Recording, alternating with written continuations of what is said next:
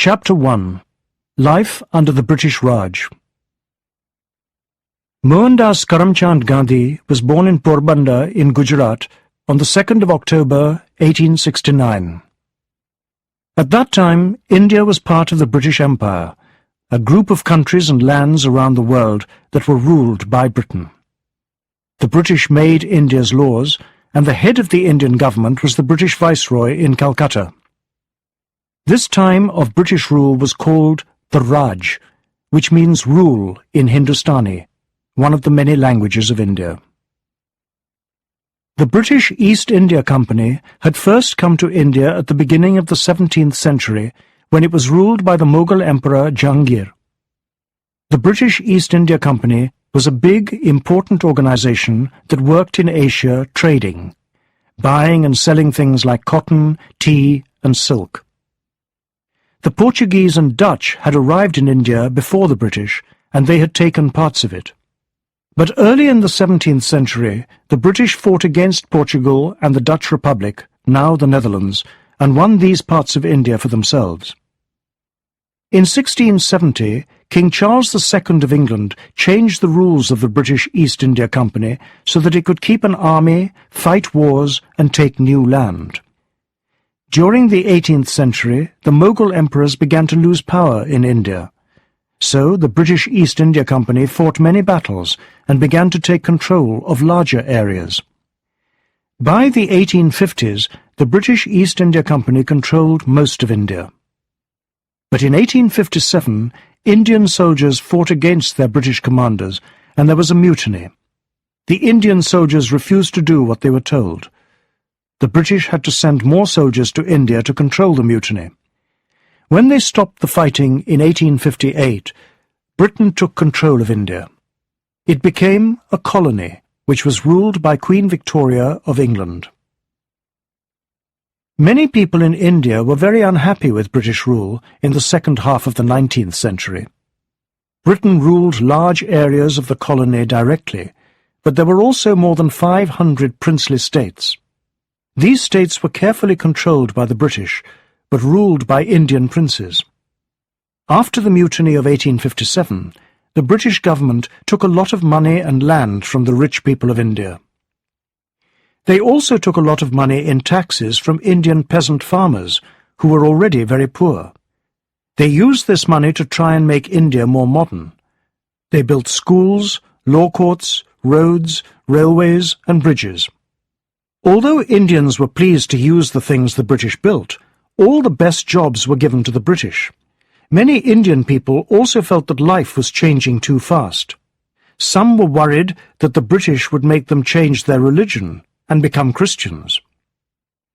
There were other problems for Indian people living under British rule too. There was a lot of illness, and India also had some terrible famines, times when there was no food for people to eat. During the Great Famine of 1876 to 1878, up to 10 million people died. Many Indian people believed these famines happened because of the way the British ruled India. The areas of India that were ruled directly by Britain were very different from the princely states, which did not change and become modern so quickly. The princely states were very different from each other too. Some were richer and bigger than others, and the rulers had many different religions. There was often fighting between them. India was also divided by the caste system, which forced society into different groups.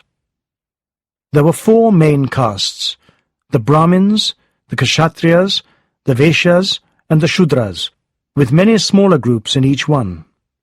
In the old Hindu caste system, people from each caste could only do certain jobs.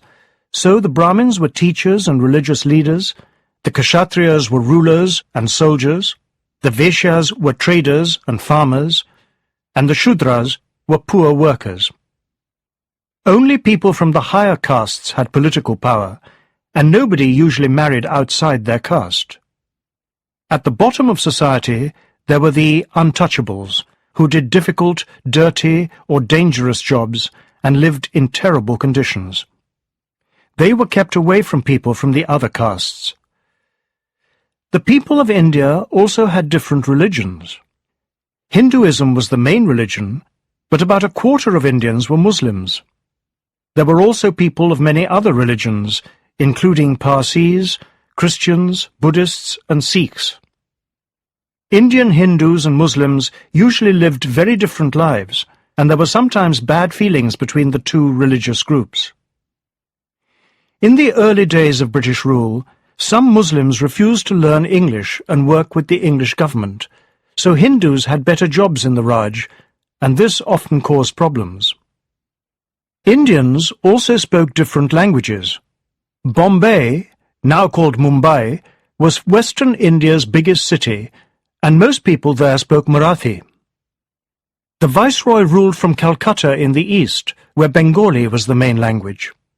And in the old city of Delhi, hundreds of miles to the north, most people spoke Hindustani.